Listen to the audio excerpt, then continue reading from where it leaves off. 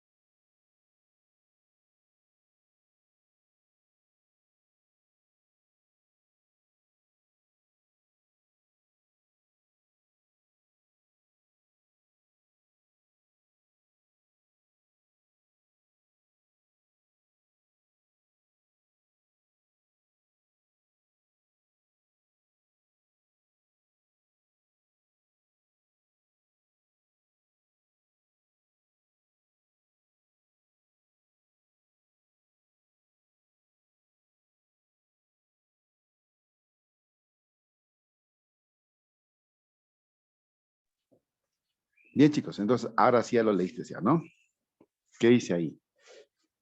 Dice, la paz armada, dice que es un periodo de gran desarrollo económico que viven las potencias imperialistas europeas. ¿Y cuáles son esas potencias imperialistas europeas? Inglaterra, Alemania y Francia. Y hace un rato te lo había dicho, ¿sí? Dice, esas potencias viven, ¿sí? Esas potencias viven un gran momento económico. Lógico, porque Inglaterra está haciendo industria desde el siglo XVIII, Alemania también ya comenzó a hacerlo, ¿sí? Francia se va a recuperar, porque Francia, luego de perder la guerra ante Alemania, Francia se va a recuperar. Pero entre las potencias surgieron recelos, surgieron recelos. Por eso que las potencias saben muy bien que en cualquier momento la guerra es posible. Y entonces para esa guerra que es posible, que es inminente, van a desarrollar una carrera armamentista. Ahora, ¿cuáles son los hechos más importantes que acontecen durante la llamada paz armada? Los hechos más importantes que acontecen durante la llamada paz armada son los siguientes. Son los siguientes. La rivalidad comercial entre Inglaterra y Alemania. La rivalidad comercial entre Inglaterra y Alemania por controlar el comercio mundial. Ya. Siguiente acontecimiento.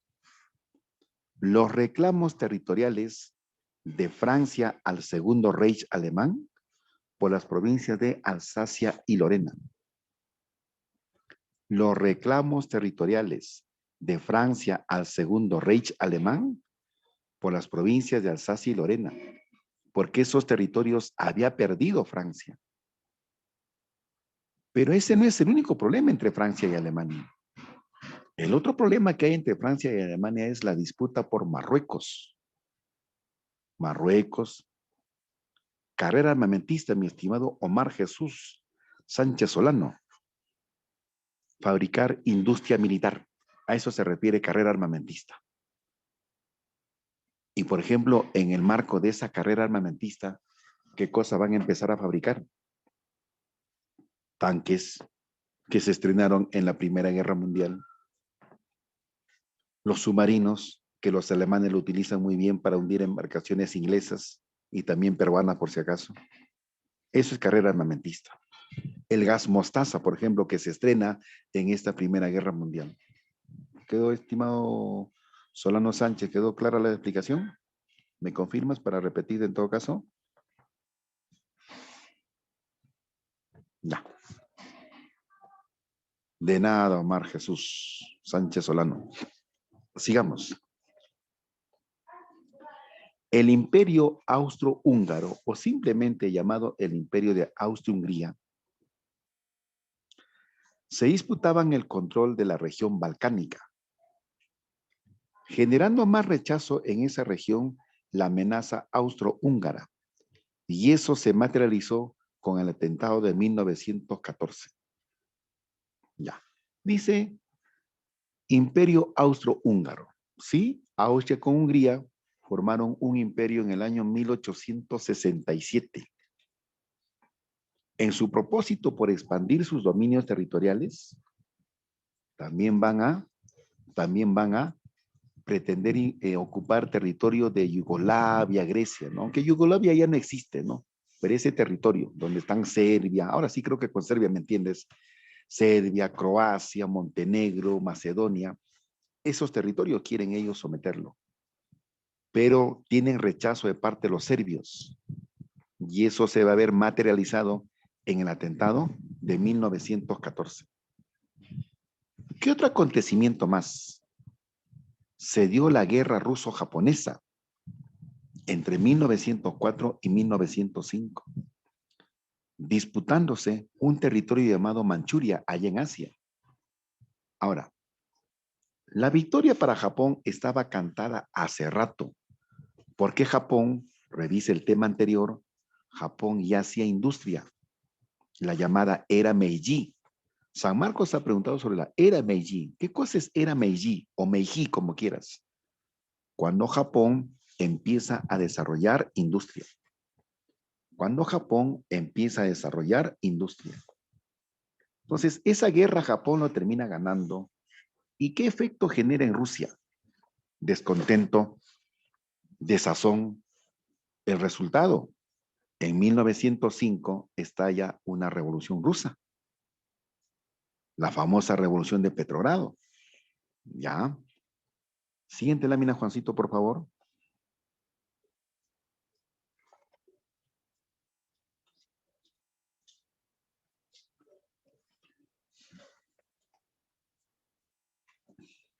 Bien.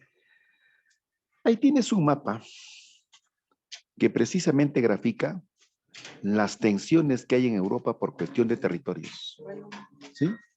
Ahí tienes un mapa que grafica cómo en Europa hay tensiones por cuestiones territoriales. ¿Sí? hay tensiones. A ver, revisa 30 segunditos ese mapa para que te puedas ubicar, ¿sí? Revísalo, revísalo.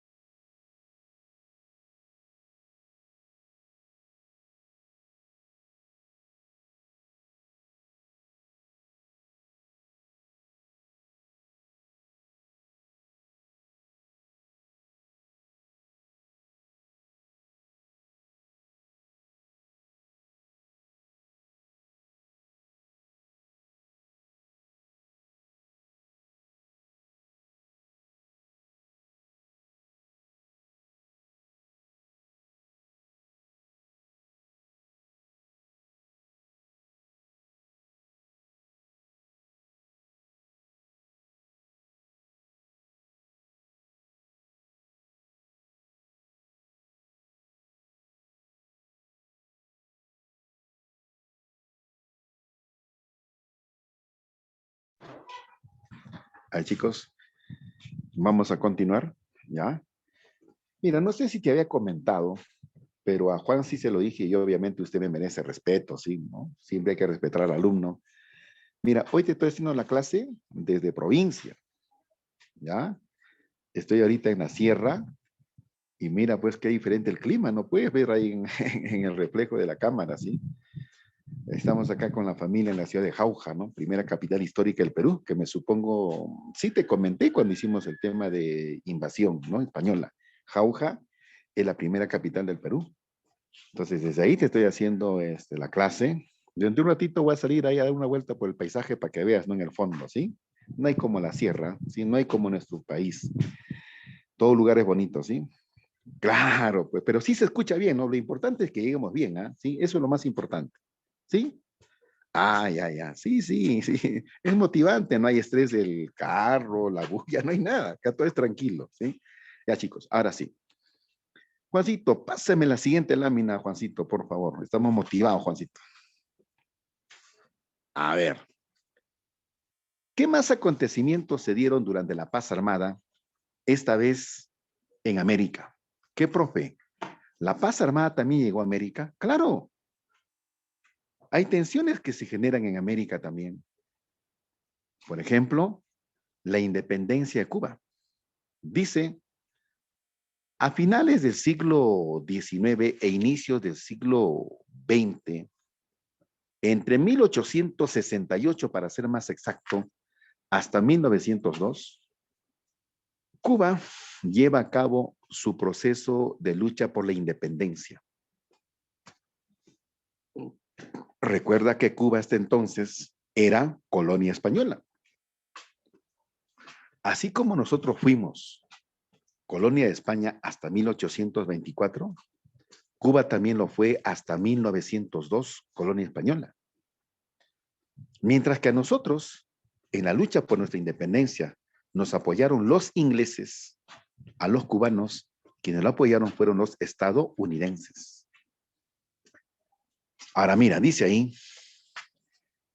en esa independencia cubana, destacó el organizador de la guerra por la independencia, el poeta cubano José Martí, también fundador del Partido Revolucionario Cubano.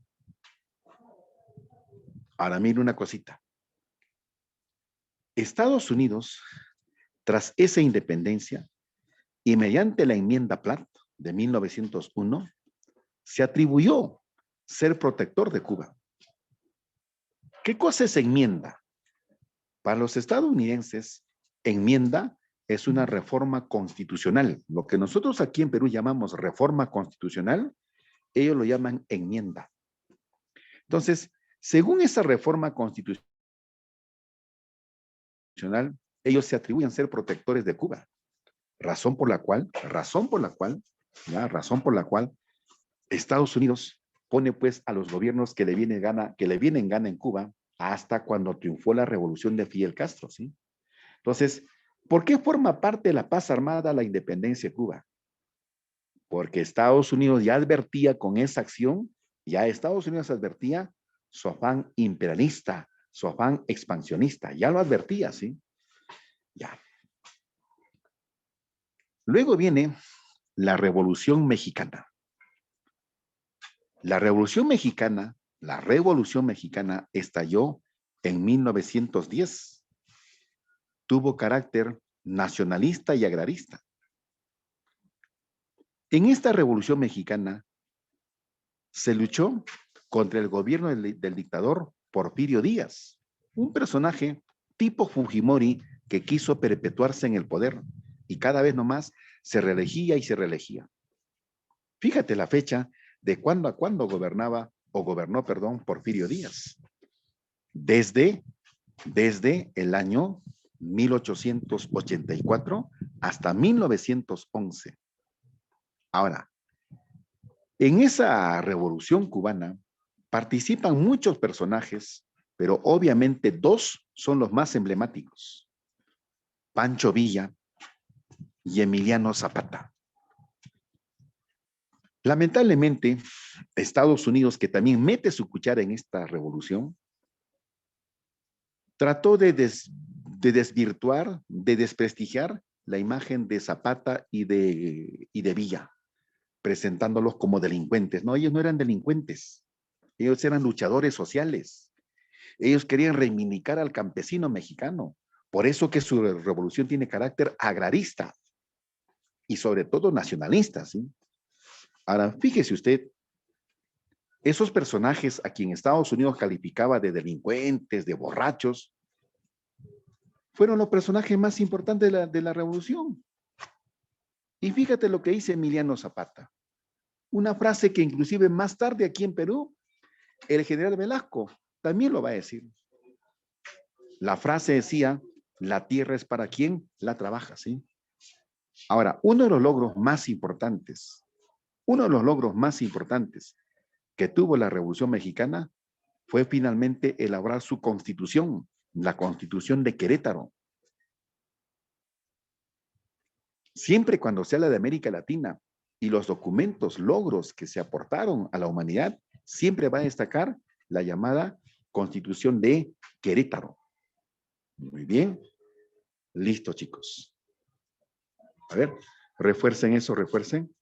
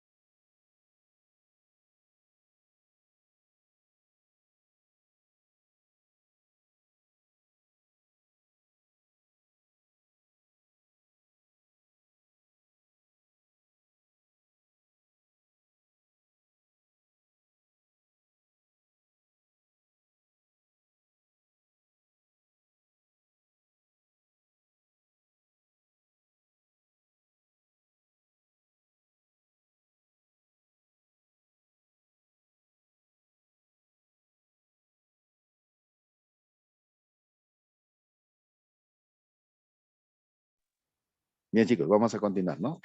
Ya viste entonces, ¿sí? Ya viste entonces el resumen acerca de la Revolución Mexicana, ¿ya? Siguiente lámina, Juancito, por favor. Ya salimos aquí a la calle para que los chicos a través de la cámara vean un poquito el paisaje, ¿así? ¿De acuerdo? Ahí te voy a llegar a una parte de un cerrito, ¿ya? A ver, a ver, a ver. Juancito, esta es clase turística, Juancito, ¿ah? Con fondo de paisaje natural, ¿ah? Ay, Juancito, la siguiente lámina, por favor. La siguiente. Ahí está. Muy bien, Juancito, gracias. A ver, chicos, ¿qué dice la siguiente lámina? Durante la paz armada, también se formaron bloques de países. También se formaron bloques de países. ¿Ya? Bloques de países. Muy bien. ¿Cuáles son los bloques de países que se formaron? Se formaron, en primer lugar, la llamada Triple Alianza. Triple Alianza que se formó por influencia del canciller de hierro de Alemania, Otto von Bismarck.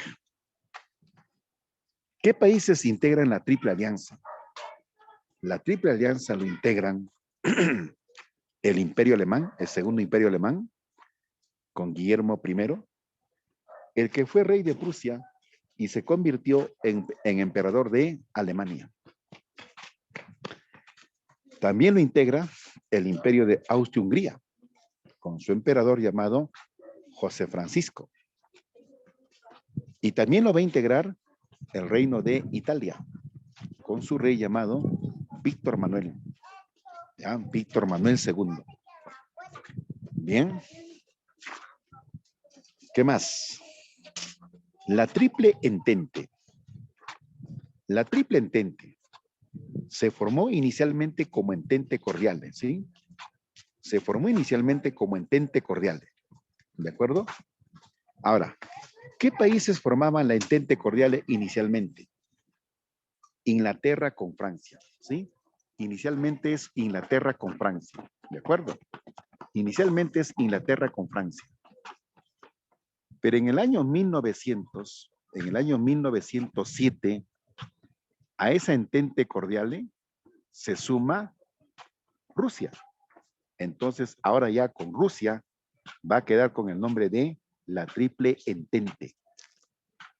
Ahora, ¿qué cosa llama la atención de este bloque? De este bloque, lo que llama la atención es que se unieron dos viejos enemigos. Dos viejos enemigos se reunieron. Inglaterra con Francia, pues, ¿no? Recuerda, Guerra de los 100 años. Sí, Guerra de los 100 años. Hace poco nomás. Hace poco nomás. La guerra, ¿sí? La guerra por la independencia norteamericana. La guerra contra Napoleón Bonaparte. Eran enemigos. Pero resulta que como ahora Inglaterra y Francia tienen un mismo enemigo que es Alemania, se van a juntar, ¿sí? Se van a juntar, ¿ya? ¿De acuerdo? Muy bien. Entonces, ahí tienes, ¿sí? Ahí tienes precisamente la formación de los dos bloques. Bien, chicos, miren cómo crecen acá en la sierra, ¿no? Las plantas. Ya, mira, esto, por ejemplo, es ya una cosecha posterior. No sé si estás viendo, ¿sí? Ya el choclo o el maíz, acá ya fue cosechado en el mes de mayo, junio. Este es ya lo que queda, ¿no? Este es ya lo que queda. Mira, mira, mira, mira. Las mazorcas de maíz, ¿ves? ¿Sí? ¿Y sabes cuánto cuestan acá las mazorcas de maíz? Lo que allá en Lima nos venden una mazorca de maíz a 2 soles, sol 50, acá cuesta 20, 50 céntimos a lo sumo. Imagínense, ¿sí? Claro, claro, muy bien. Bien, chicos, entonces, pues, como te dije, es una clase con turismo incluido, ¿eh? A ver, Juancito, ¿qué opinión te merece la clase con turismo incluido? Juancito, ¿qué opinión te merece la clase con turismo incluido? ¿Ah? Bueno, Juancito debe estar ocupado, seguro.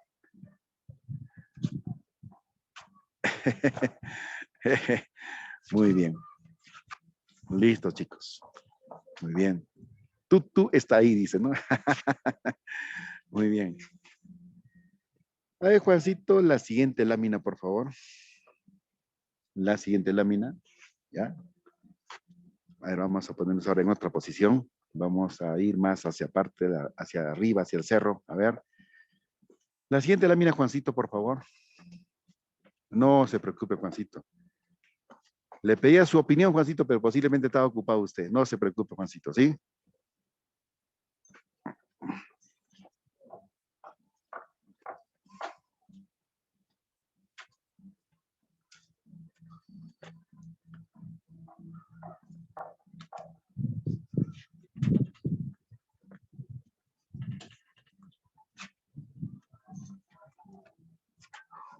La siguiente lámina, Juancito. Profesor, Dígame. solo eran 4, tienen más páginas, ¿Cómo? tienen Ay, más ay, ay. páginas. Ay, ay, ay, ay. Listo. Ahí acaba la paz armada. Entonces, ahora nos vamos a la Primera Guerra Mundial. Hay un archivo también que le mandé la Primera Guerra Mundial. ¿Sí? Hay un grupo de diapositivas que corresponde a la Primera Guerra Mundial.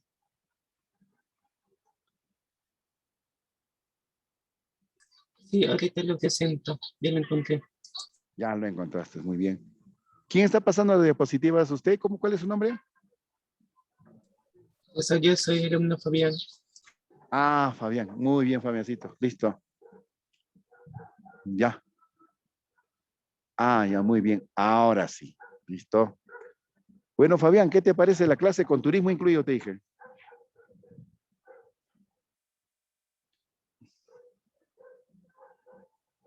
Bien, ahora sí. Única clase, único, y hay que aprovechar. Hay que aprovechar, claro, pues, ¿no? Ya, a ver, vamos con la clase. Vamos a continuar. A ver. Primera Guerra Mundial. ¿Qué concepto tiene la Primera Guerra Mundial? Dice bien clarito ahí. Fue la primera guerra imperialista del siglo XX, ¿sí? Porque se enfrentaban potencias imperialistas, ¿sí? Fue la primera guerra imperialista del siglo XX, motivada por razones económico-comerciales. Esa guerra mundial fue motivada por razones de carácter económico-comercial. Otra razón no hubo. Otra razón no hubo, ¿sí? Ahora mire, si nos piden antecedentes de la Primera Guerra Mundial, ¿sí? Si nos piden antecedentes de la primera, decía, si nos piden antecedentes de la Primera Guerra Mundial, ¿cuáles son los antecedentes? ¿Cuáles son los antecedentes? Todo lo que pasó durante la paz armada, ¿sí? Todo lo que pasó durante la paz armada es antecedente. Por eso que antecedente ya no lo estamos mencionando.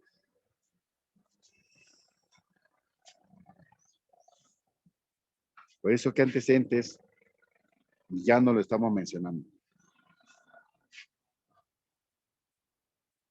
De frente nos vamos a las causas, ¿ya?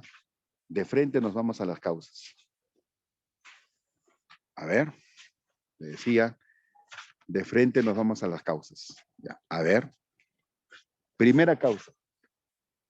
Primera causa.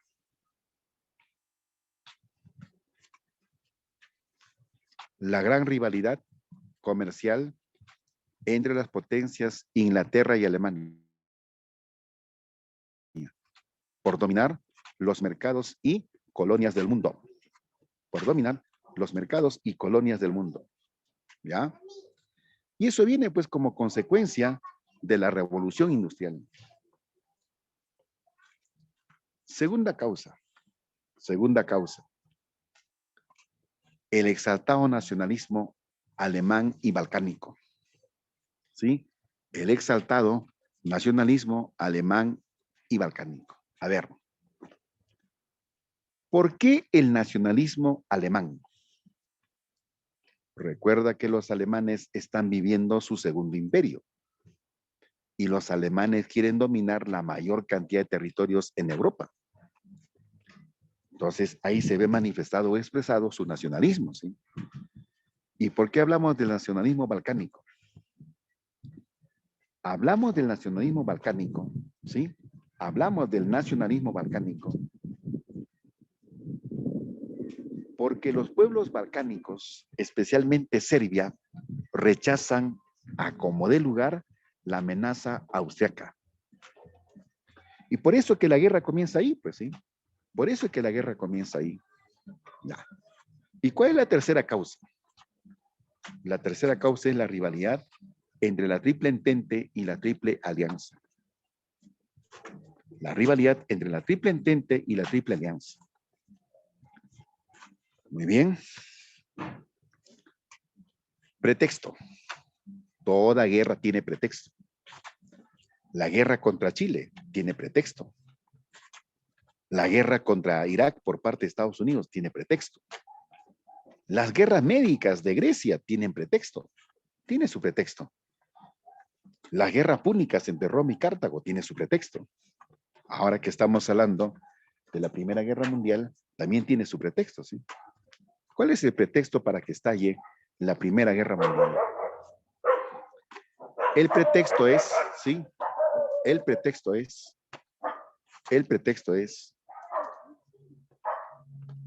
el 28 de junio, el 28 de junio de 1914, ¿sí? El 28 de junio de 1914 fue asesinado el príncipe Francisco Fernando. Fue asesinado el príncipe Francisco Fernando.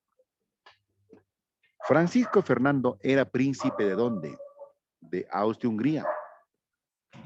Fue asesinado por un estudiante serbio llamado Gabriel Príncipe.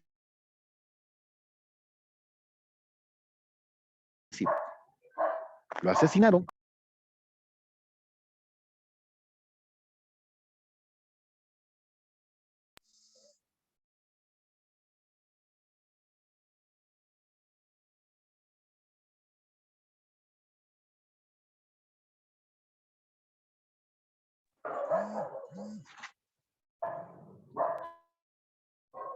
Le decía el equipo chico, ya pasó.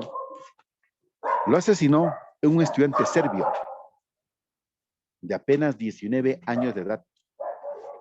Pero ese estudiante serbio actuó motivado o fue utilizado por una organización criminal llamada la Mano Negra.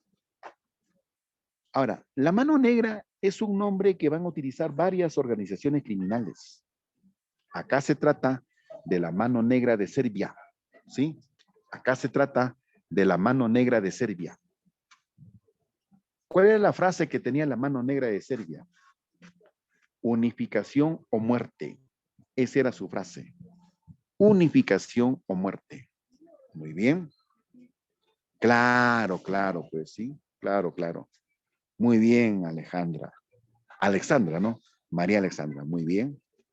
¿Listo? Dale una repasadita. Esta primera lámina sobre la guerra mundial, sí, dale una repasadita. 30 segundos, 1 minuto para que quede claro, refuérzalo. Si hay dudas, me preguntas, por favor. Mándame mensajito por el chat o si no, también audio.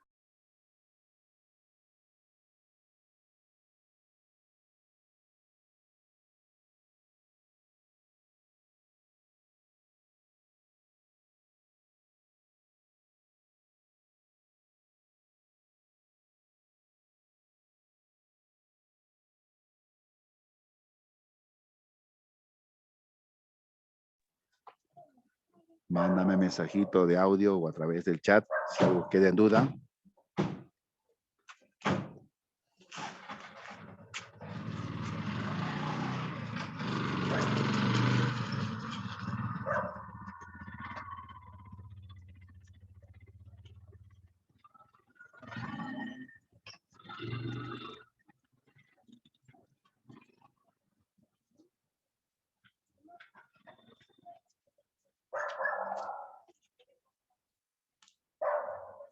Claro, porque mira, mi estimada María Alexandra, no estaban asesinando a un personaje cualquiera.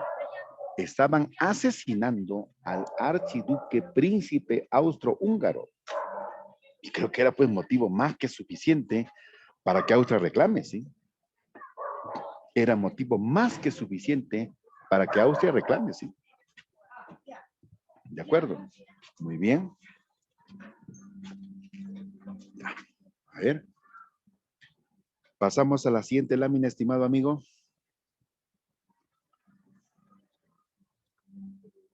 Pasamos a la siguiente lámina, estimado amigo. Ahí está. Ahí está. A ver. Vamos leyendo esa siguiente lámina, por favor.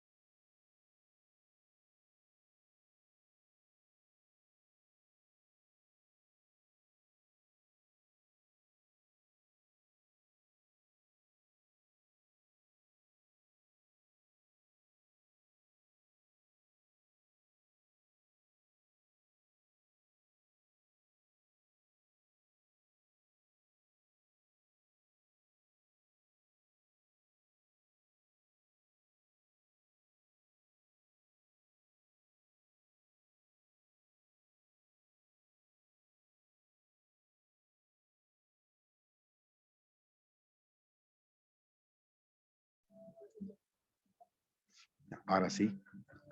Vamos con la primera etapa de la guerra. ¿Cómo se llama la primera etapa de la guerra? La primera etapa de la guerra se llama la primera guerra de movimientos. Se llama la primera guerra de movimientos. ¿Sí? Ya. ¿Cómo comenzó esto? Mira, quiero comentarte algo. Alemania, desde el siglo XIX, te repito, Alemania, desde el siglo XIX, ya tenía previsto un plan, el llamado plan Schlieffen. Claro que tiene su pronunciación muy en particular en alemán, ¿no? El llamado plan Schlieffen. ¿Ya? ¿En qué consiste el plan Schlieffen? Alemania quiere dominar Francia en su totalidad, la quiere someter. La quiere someter. Entonces ahora con esta Primera Guerra Mundial quiere lograr ese propósito. Por eso que lo primero que hace Alemania es invadir un par de territorios que rodean a Francia, Bélgica y Luxemburgo. Una vez invadidos Bélgica y Luxemburgo, pues obviamente el camino estaba preparado para invadir Francia. Muy bien. Francia, Alemania, reitero y corrijo, Alemania pensaba salir lo más pronto del problema con Francia. Ahora sí está correcto mi comentario. Alemania pretendía salir cuanto antes del problema de Francia, es decir, aplicar el plan Schlieffen lo más antes posible. Y de ahí recién pasar a atacar a los rusos. Pero lo que Alemania no calculó fue que Francia le iba a hacer una tenaz resistencia y que los rusos se iban a adelantar a sus planes. Por eso que hay un momento casi en simultáneo en el que Alemania tiene que enfrentar dos frentes de guerra, dos escenarios de guerra. El frente occidental y el frente oriental, ¿sí? El frente occidental y el frente oriental. ¿Qué hay del frente occidental? Ahí bien clarito dice, el propósito alemán era invadir Francia. Para tal propósito, se produjo la primera batalla de Marne del 6 al 12 de septiembre de 1914. A pesar de que Alemania pudo hacer ingresar a su ejército, pero finalmente no lograron tomar Francia, no lograron tomar Francia, porque Francia, como lo dije, presentó una tenaz resistencia y Francia los frenó en la primera batalla de Marne. Francia los frenó en la primera batalla de Marne.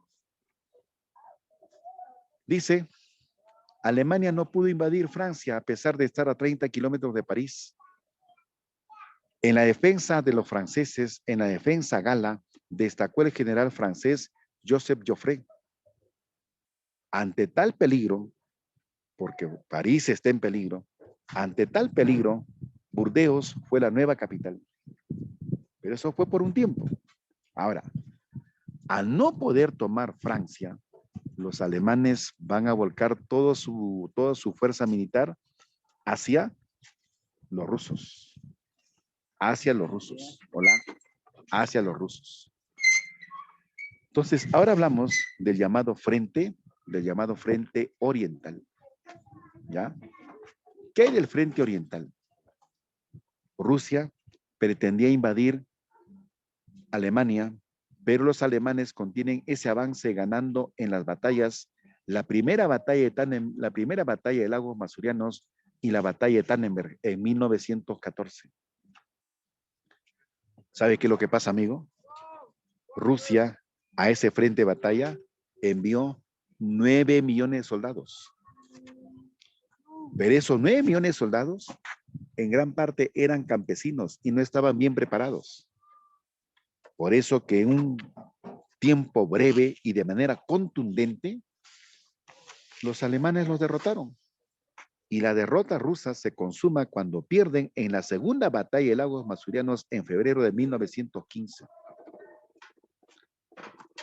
Ahora, en esas victorias alemanas destacaron 2 militares, mariscales ellos, Paolo von Hindenburg y Erich Ludendorff. Ahora, de estos dos, el más conocido es Paolo Hindenburg, porque Hindenburg inclusive va a llegar a ser presidente de Alemania. Y más aún, ese Hindenburg es el que le da la posta a Hitler, ¿sí? Hindenburg es el que apoya o el que convoca precisamente a Hitler para que se convierta en su canciller. Pero eso ya lo vemos más adelante o la próxima semana. Pero por eso es importante Hindenburg. ¿Bien? Claro, muy bien, muy bien. Eso lo vemos en un ratito, estimado amigo. Ya, muy bien. A ver. Refuerce esa lámina que está ahí. Refuérzalo. Consúltame, por favor, a través del chat, a través del audio. Refuerce esa lámina. Siempre hay cositas que a lo mejor necesitan una aclaración.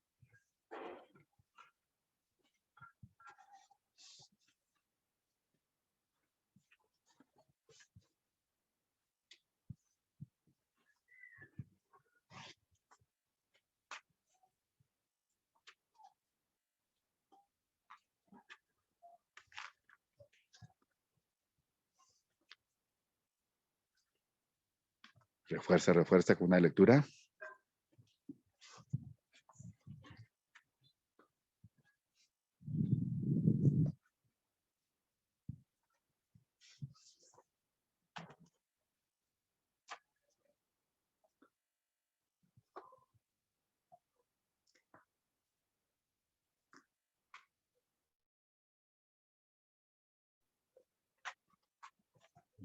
Bien, creo que es suficiente. ¿Podemos pasar a la siguiente lámina, joven, por favor? ¿Podemos pasar a la siguiente lámina?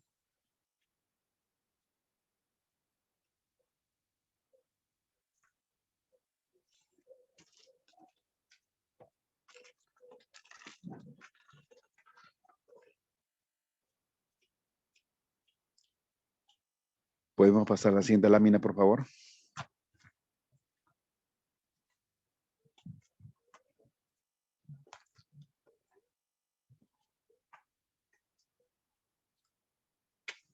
Siguiente lámina, por favor.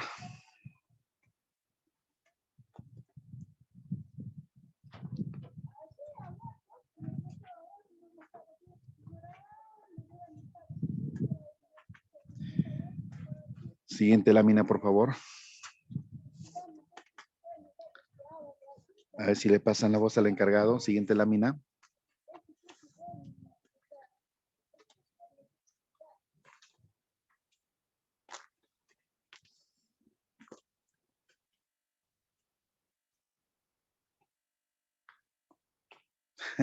Parece que sí.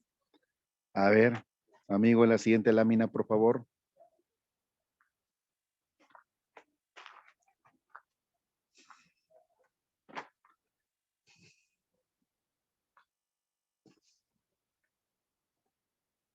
Ya, ahora sí.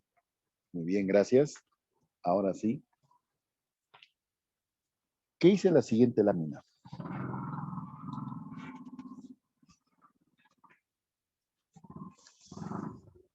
Bien, chicos, antes, miren cómo son las callecitas todavía aquí en el interior del Perú, ¿no? Miren, todavía se mantienen las casas de adobe, ¿no?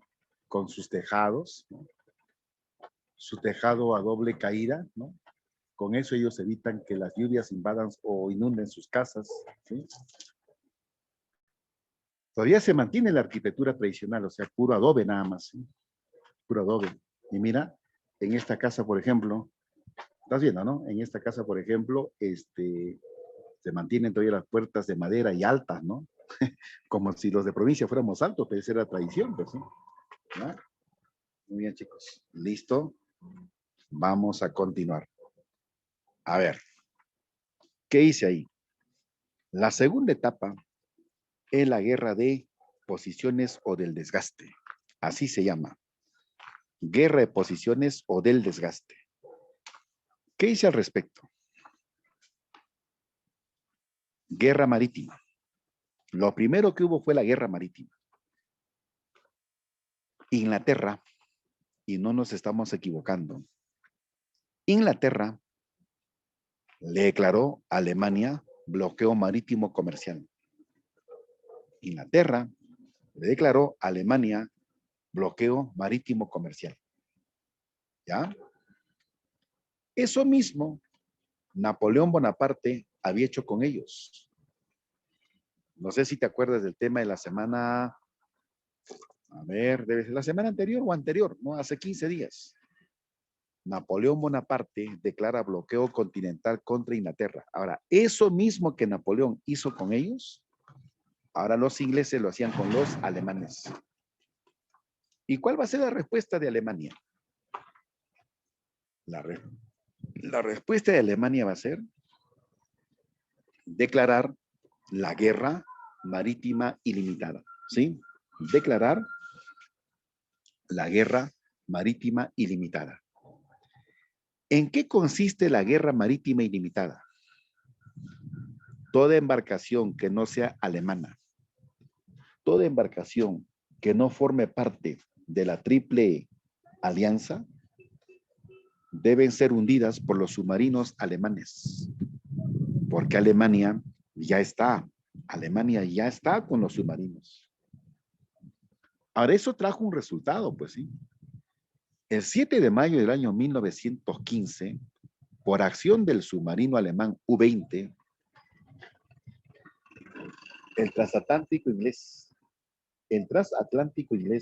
llamado Lusitania fue hundido, fue atacado y hundido cuando ese submarino alemán U-20 lanzó sus torpedos en la parte final de su recorrido, Nueva York-Liverpool.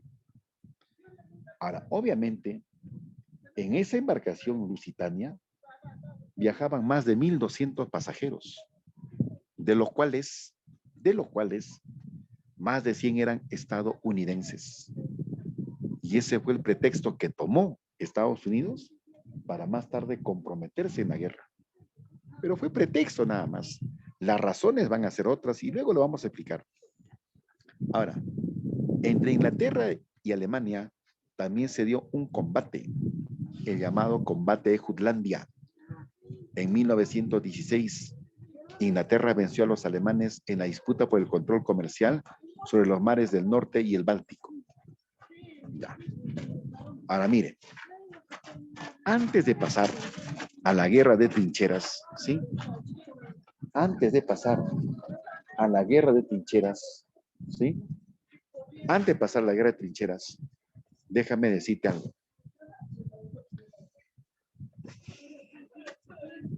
Los bloques de países van a sufrir cambios. Los bloques de países van a sufrir cambios. ¿Qué cambios van a sufrir los bloques de países? Mire, Inglaterra, ahí está en el cuadrito de arriba, ¿sí? Inglaterra logró convencer a Italia que deje la Triple Alianza, que deje de pertenecer a la Triple Alianza para pasar a formar parte de los aliados. Y lo convenció. Y así es como firmaron el Tratado de Londres. El detalle está que más tarde Inglaterra y los aliados no cumplieron con el compromiso con Italia. Por eso es que Italia se va a resentir, ¿sí? Ya. Entonces, mire, al haber cambios en los bloques de países, los bloques van a cambiar de nombre, pues sí. La Triple Alianza, cuando Italia se retira, ¿sí? La Triple Alianza, cuando Italia se retira, va a pasar a tener otro nombre. Se van a llamar las potencias centrales. Y las potencias centrales van a sumar más países, Bulgaria, Turquía. Ahora, por otro lado, el bloque de la Triple Entente, cuando recibió Italia y luego cuando recibió a Estados Unidos, cambió de nombre y se van a pasar a llamar los aliados. Entonces, mire, para hacerlo tan concreto, de Triple Alianza pasó a llamarse potencias centrales. De Triple Entente pasó a llamarse potencias aliadas. ¿Sí? ¿Quedó claro eso? Quedó claro. Ahora mira.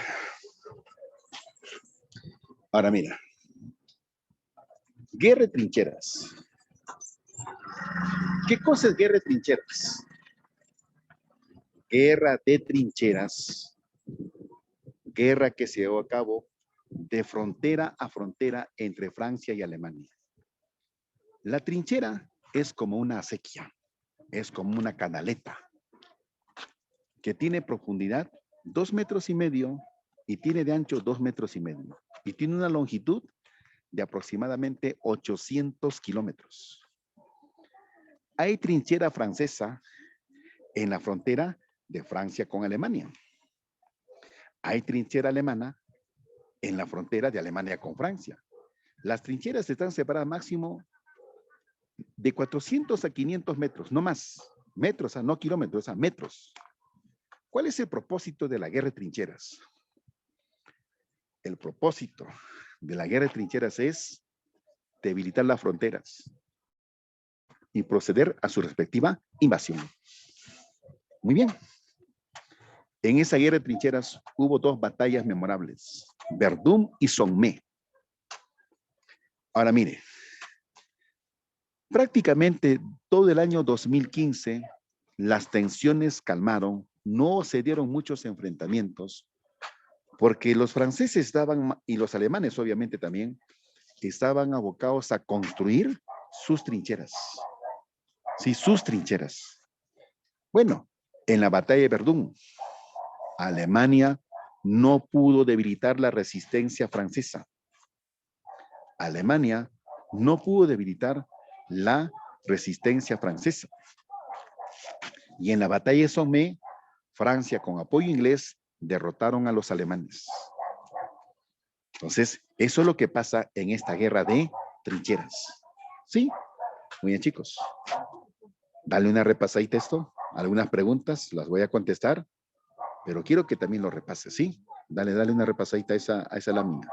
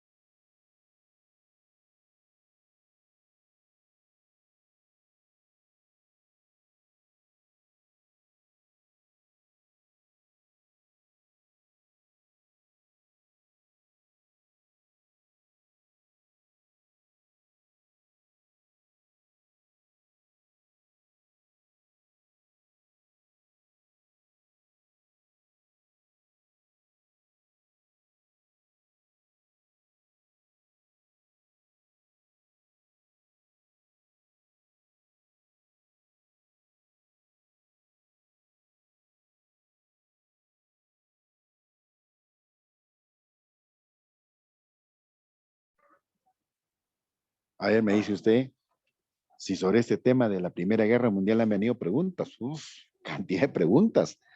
Han preguntado sobre las causas, el pretexto. No sé si te acuerdas de una pregunta de San Marcos que decía más o menos el texto así, ¿no? Hace casi 100 años en Sarajevo hubo un acontecimiento que fue el pretexto para que esté ahí. ¿Qué cosa? Respuesta, la Primera Guerra Mundial.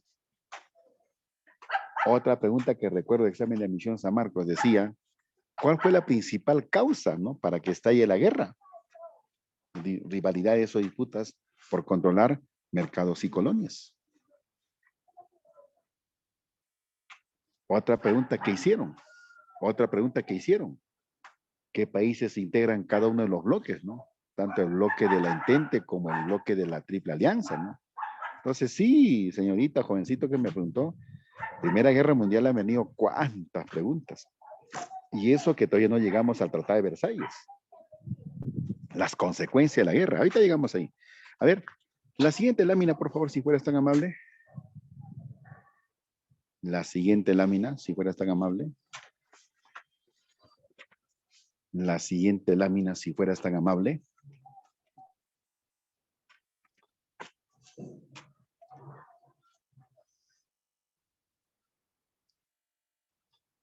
La siguiente lámina, si fueras tan amable.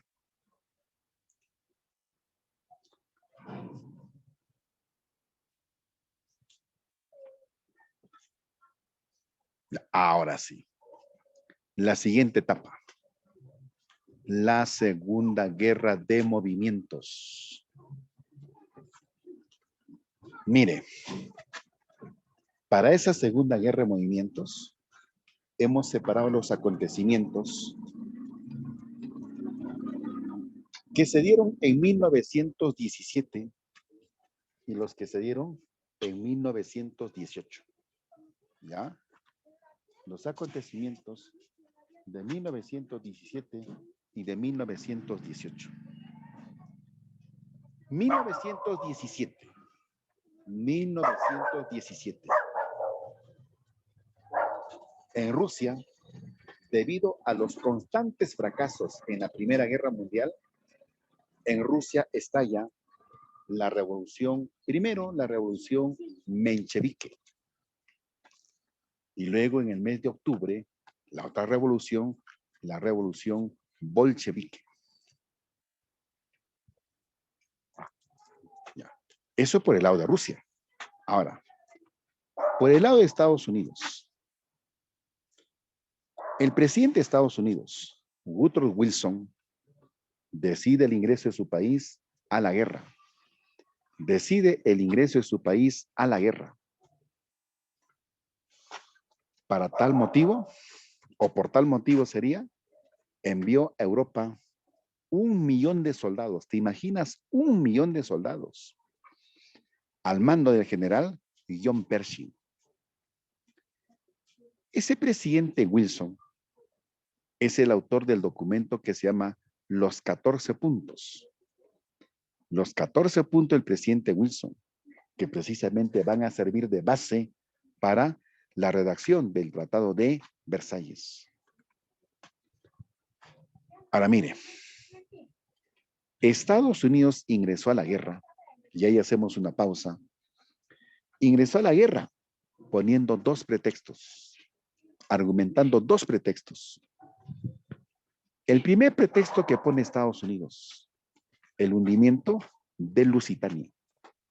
El primer pretexto que pone Estados Unidos, el hundimiento del Lusitania, que ya te comenté en qué consistió. El segundo pretexto que pone Estados Unidos es que el gobierno de Alemania, y eso es cierto, o sea, el documento existió, el gobierno de Alemania había enviado un telegrama al gobierno mexicano. El gobierno de Alemania, o el cuerpo diplomático de Alemania, se comprometía a apoyar a los mexicanos, para que recuperen sus territorios. Para que recuperen sus territorios. ¿Sí? Para que recuperen sus territorios. ¿A cambio de qué? a cambio de que ellos le permitan instalar una base militar en México. Esa va a ser la condición. Yo te apoyo a recuperar tus territorios que Estados Unidos te los quitó, pero a cambio de eso, permíteme instalar una base militar. Ese telegrama, ese documento es un telegrama. Se llama el telegrama Zimmerman. Ese telegrama fue descifrado, interceptado por la inteligencia británica. Y eso también lo puso como pretexto Estados Unidos. ¿Sí? Muy bien, ya. Entonces ya sabes que para que Estados Unidos ingrese a la guerra, hay un pretexto y hay una razón en sí. Ahora, ¿qué pasó en 1918? ¿Qué pasó en 1918? En 1918, Rusia, donde ya había triunfado la revolución bolchevique, y estaba gobernada por Lenin, Rusia se retira de la guerra, firmando el Tratado Brest-Litovsk ante Alemania y otros países, haciendo concesión de territorios. ¿Sí? Haciendo concesión de territorios. Ahora, entre julio y agosto de ese año, de 1918, se dio el triunfo definitivo de los aliados sobre Alemania en la segunda batalla de Marne, o también llamada, la batalla de Reims, destacando los militares Fernando Foch y el general estadounidense John Pershing. ¿Sí? De acuerdo. El general Fernando Foch y el general John Pershing. Muy bien. De esa manera, Alemania era derrotada militarmente en la Primera Guerra Mundial. Y ahora, lo que quedaba, ¿qué cosa era? Lo que quedaba era ponerle fin definitivo a la guerra. Ponerle fin definitivo a la guerra. Lógico, tienen que hacerle, ¿no?, la invitación a Alemania para que ya desista de que la guerra continúe. Alemania Imperial al comienzo firmó el famoso armisticio de Compiègne, se escribe Compiègne, en noviembre de 1918. Pero el armisticio no es un final definitivo de la guerra. El armisticio es simplemente un alto al fuego. Es un alto al fuego. O sea, había la posibilidad de que la guerra continúe. Pero mientras tanto, la población, la sociedad alemana ya no querían continuar con la guerra. Y no solo la sociedad alemana, la sociedad europea en general ya no quería continuar con la guerra. Entonces, ¿qué va a pasar? Los aliados cambian de decisión y entonces dicen no. Si el gobierno imperial de Alemania no quiere acabar la guerra del todo, entonces hay que exigirle a Alemania firmar un acuerdo, un tratado final, pero ya con otro gobierno. Se forme otro gobierno, que se desconozca el imperio y se forme otro gobierno. Y así es como en Alemania se va a formar el gobierno de la República de Weimar.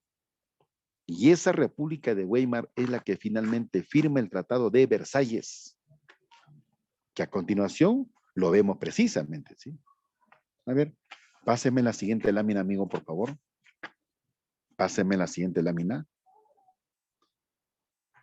Pásame la siguiente lámina.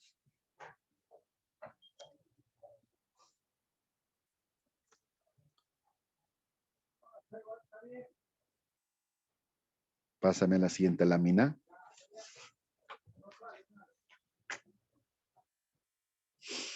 Siguiente laminita, por favor.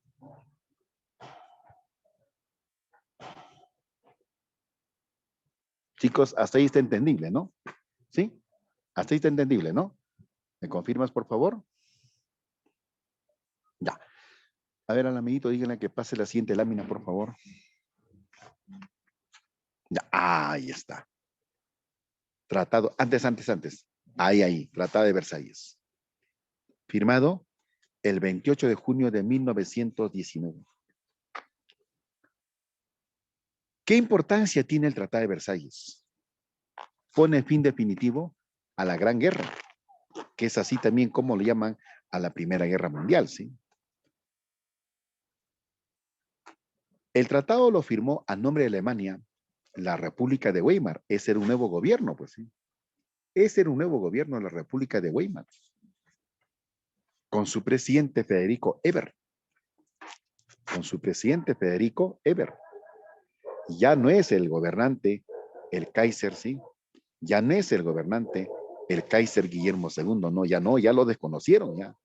Ahora el nuevo gobierno de Alemania se llama la República de Weimar, con su presidente Federico Ebert. Y ese tratado lo firma Alemania con un nuevo gobierno, o perdón, con los países aliados.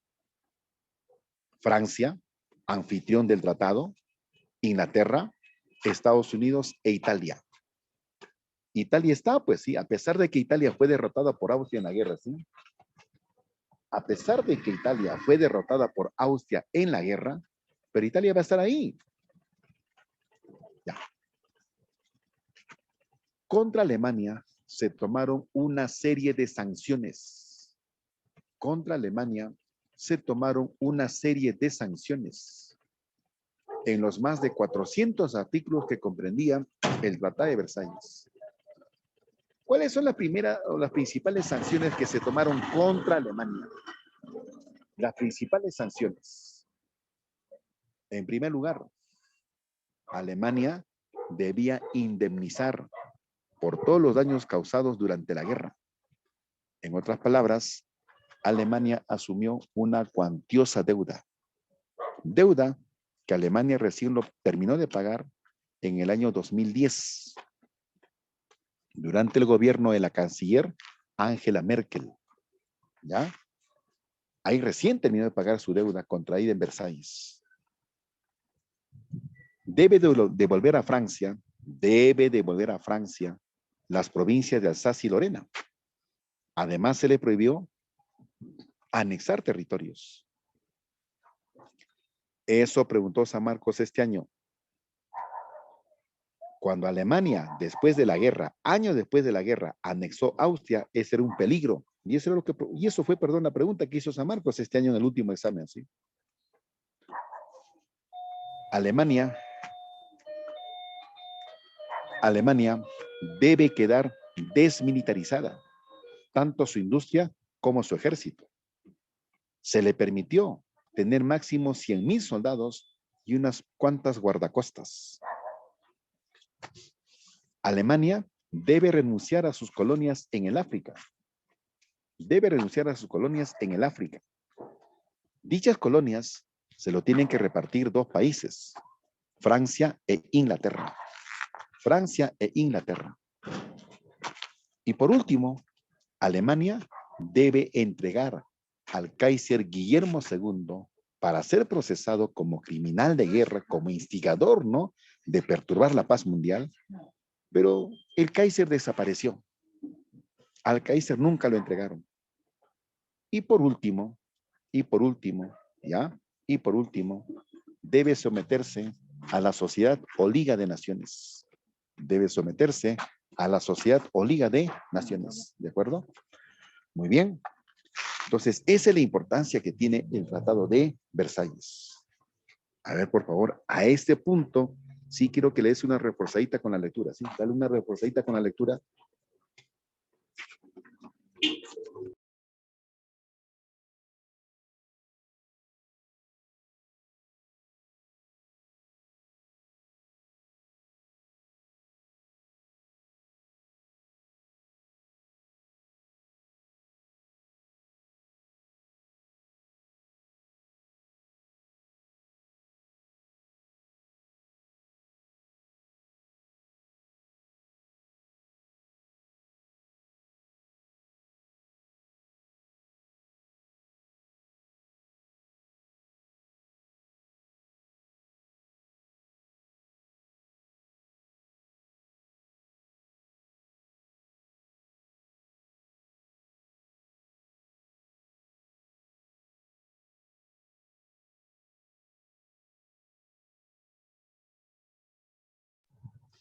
Te decía María Alexandra, la cifra exacta no la tengo, sería mentirte, pero de que era cuantiosa la deuda, era cuantiosísima la deuda.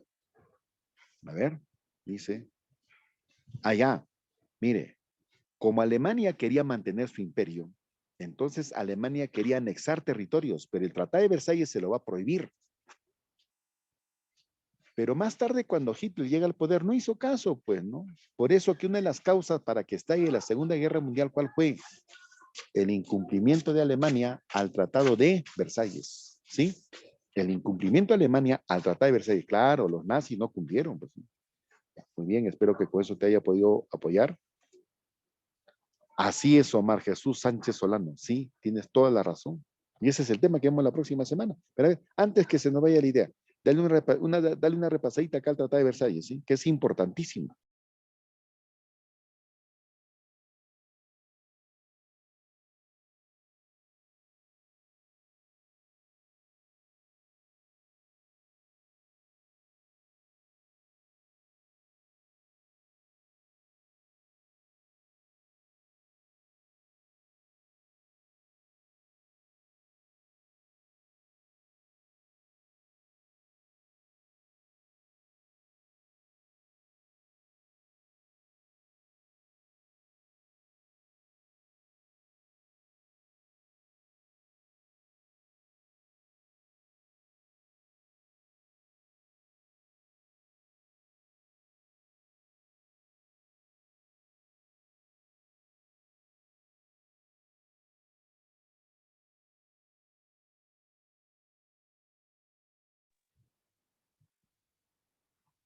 ¿Ya?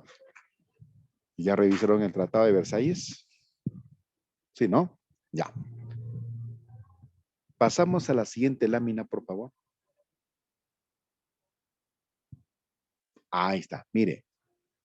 Pero aparte del Tratado de Versalles, se firmaron otros tratados más. San Germán se firmó con Austria, quedó disuelto el imperio austrohúngaro, parte de su territorio pasaron a ser países independientes, tales como Checoslovaquia y Yugoslavia. Parte de sus territorios pasaron a formar nuevos países independientes, son los casos precisamente de Yugoslavia y Checoslovaquia. El Tratado Trianón se firmó con Hungría, a la cual se declaró independiente de Austria. Tratado Neulí. Tratado Neulí. Se firmó, ya, se firmó con Bulgaria. Los búlgaros pierden territorios en favor de Grecia y Yugoslavia. Y el Tratado Sebrés se firmó con el Imperio Turco Otomano. Gran parte de su territorio fue repartido entre Francia e Inglaterra. Su territorio se redujo finalmente a Anatolia, lo que hoy es precisamente Turquía, pero era un enorme imperio, pues sí, pero su territorio se va a ver reducido, ¿ya? Muy bien, chicos. Por favor, ponle interés al Tratado de San Germán, ¿sí? Ese es el que podrían preguntarte. Este año San Marco preguntó sobre eso, ¿sí? A ver, dale una visadita.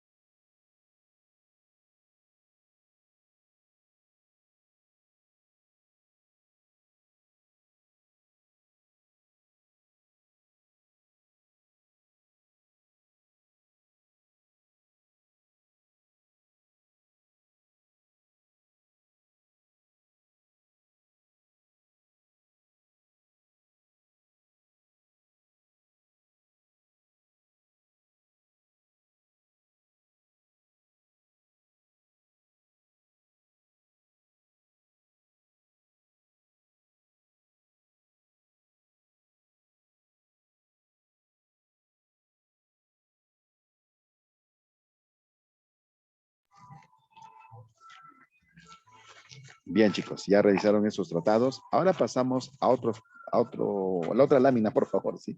La otra lámina. Ahí está. Consecuencias, no, antes. Consecuencias de la Segunda Guerra Mundial.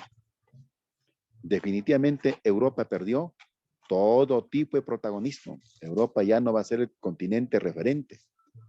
Ahora van a aparecer nuevas potencias mundiales. Como es el caso de Estados Unidos y Japón. ¿Sí? ¿Qué más? Se hizo una nueva demarcación territorial en Europa.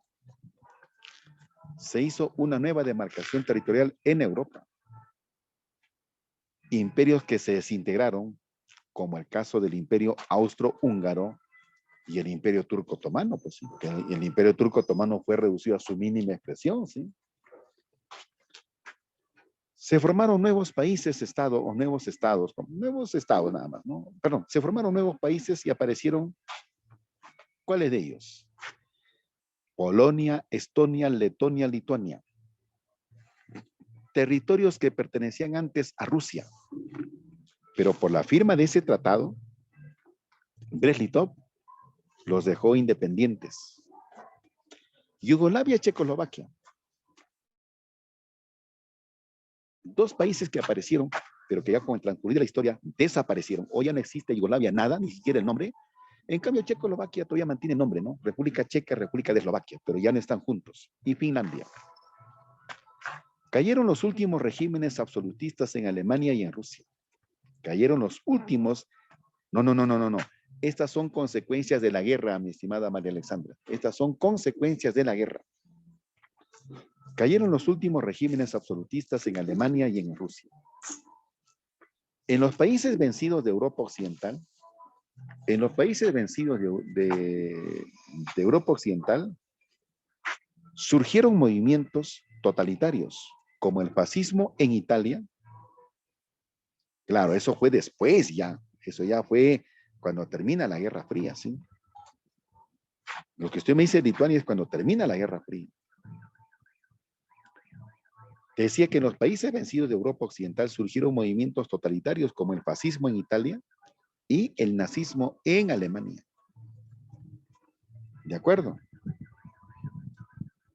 Ahora, se crea la Sociedad o Liga de Naciones, con sede en Ginebra, Suiza, ¿sí? Con sede en Ginebra, Suiza. Organismo que se supone debía garantizar la paz mundial. Organismo que se supone, ¿no?, que debía garantizar la paz mundial. Esas son las consecuencias más importantes que provoca esta Primera Guerra Mundial. Siguiente lámina.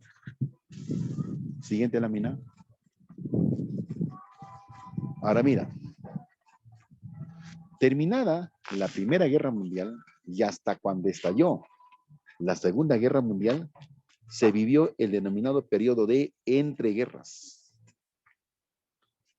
Durante el periodo de entreguerras hubo el estallido y desarrollo de la Revolución Rusa y creación de la Unión Soviética, aparición de movimientos totalitarios como el fascismo y el nazismo, estallido de la crisis del capitalismo en Estados Unidos, la famosa crisis del 29, y por último, la Guerra Civil Española. Los acontecimientos 2, 3 y 4 los trabajamos la próxima semana en el tema que corresponde. Hoy hacemos un comentario sobre la Revolución Rusa. Y mi estimado amigo que estás pasando las diapositivas, la Revolución Rusa está en el siguiente grupito, ¿sí? Donde dice entreguerras, ahí está. Hay un grupo de diapositivas que dice entreguerras, ahí está la Revolución Rusa. A ver, por favor, si puedes pasar al siguiente grupo.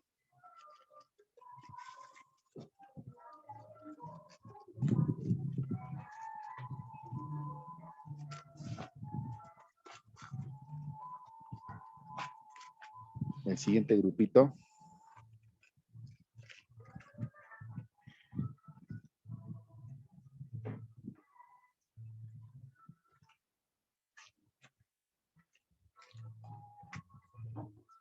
El siguiente grupo de diapositivas.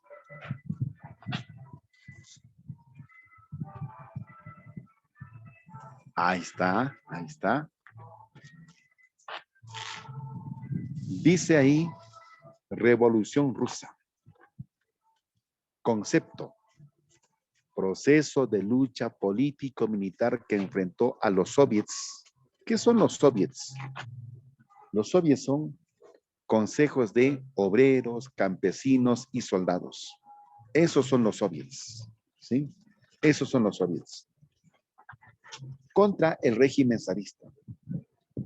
¿Qué cosa es régimen zarista? Régimen zarista es, ¿sí? Régimen zarista es la monarquía absoluta de Rusia, pues. Es la monarquía absoluta de Rusia. ¿Ya? Claro, en ruso, decir zar es lo mismo que decir rey en castellano. Bien. ¿Cuáles son antecedentes de esta revolución rusa de 1917? La guerra ruso-japonesa entre 1904 y 1905, disputándose Manchuria. Otro antecedente, la revolución de Petrogrado de 1905, reprimida cruelmente por el zar Nicolás II con el operativo Domingo Sangriento. Ahora, una de las medidas que se logró tras la revolución de 1905, pregúntese a Marcos de este año, ¿sí?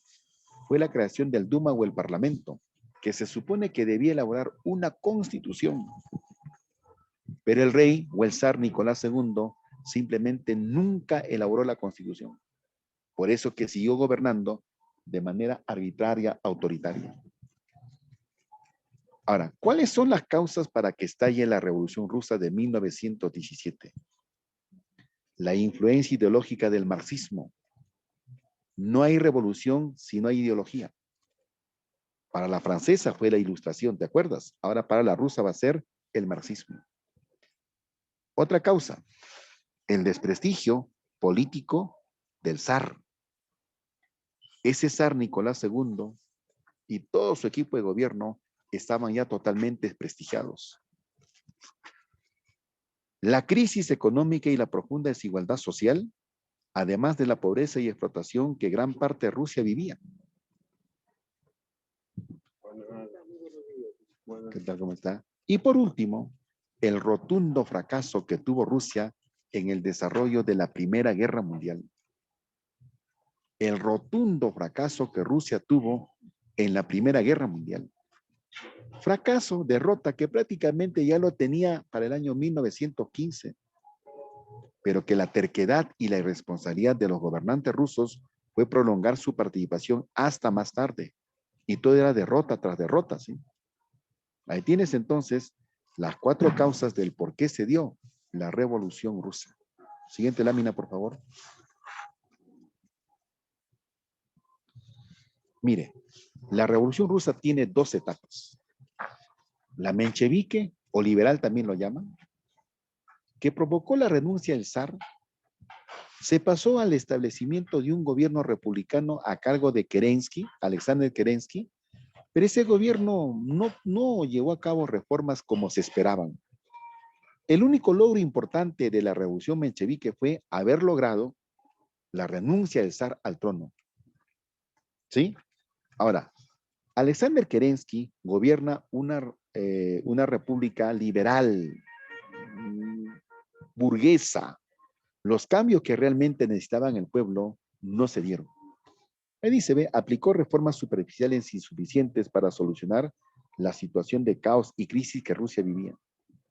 Declaró amnistía política permitiendo el retorno de los exiliados debido a la revolución de 1905. Sí, cuando hubo la revolución de 1905, cientos de personas, miles de personas fueron expulsadas de Rusia. Y ahora el gobierno de Kerensky ordena que vuelvan.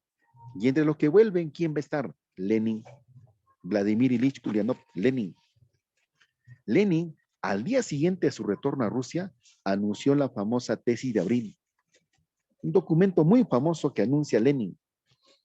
En esa tesis de abril, Lenin plantea la necesidad de retirarse de la Primera Guerra Mundial y llevar a cabo internamente una radical revolución en la que tendrían una activa participación los soviets. ¿Cuál fue el error que cometió Kerensky en su gobierno? Querer continuar en la guerra, y eso provocó el estallido de la otra revolución, la revolución bolchevique. A ver, pasamos a la siguiente última lámina del día de hoy.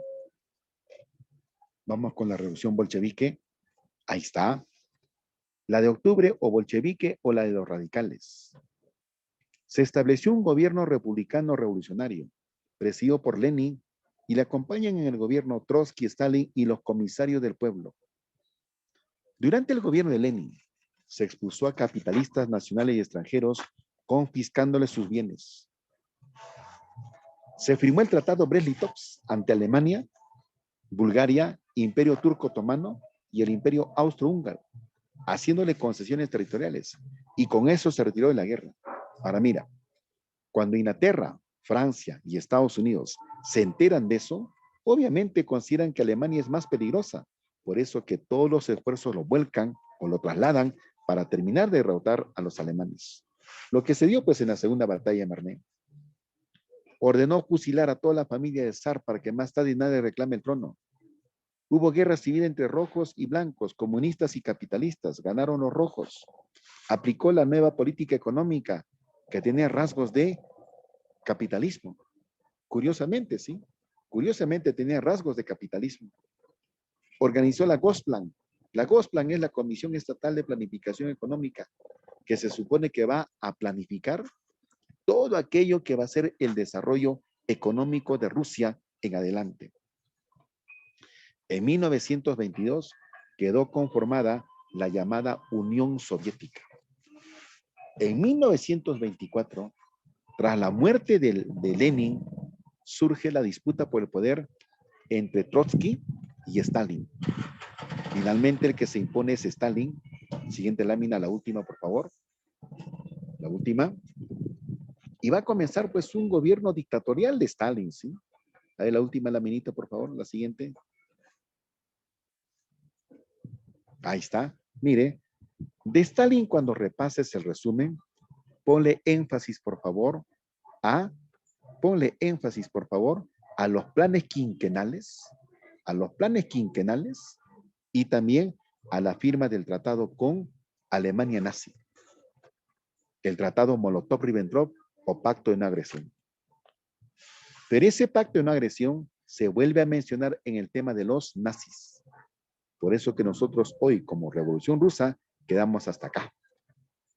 Ya le envié los resúmenes a Juan y este grupo de resúmenes ya incluye el tema de la próxima semana. Te pido por favor que lo vayas repasando, ¿sí? Bien, chicos. Así entonces una clase con paisajes turísticos en ambiente a sierra, ¿sí? La verdad que me he sentido muy bien, ¿ya? Ojalá siempre sean las clases así, ¿ya? Cuídense bastante, hasta la próxima semana, ¿sí? Cuídense. Cuídense, Muchas cuídense. gracias, profesor. Nos vemos. Cuídese. Ya, Juancito, muchas gracias. Sí, muchas gracias por tu apoyo.